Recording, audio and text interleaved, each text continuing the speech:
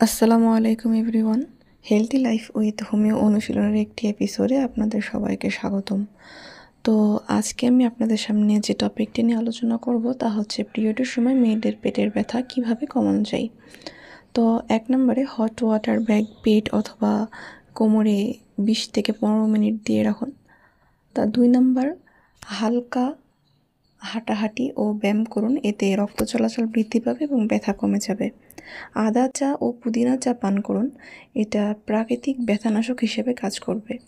কালো জিরা ও মধু গরম পানিতে মিশিয়ে পান করতে পারেন। চা, কফি ও কোমল পানীয় এড়িয়ে চলুন। বেশি বেশি পানি পান করুন, এতে শরীর হাইড্রেট থাকবে এবং ব্যথা কমে যাবে। হালকা ও সহজপাচ্য খাবার খান, যেমন খিচুড়ি, স্যুপ ইত্যাদি। তো এই ছিল আজকের আলোচনা। শুরু থেকে শেষ পর্যন্ত সাথে থাকার জন্য সবাইকে অসংখ্য ধন্যবাদ।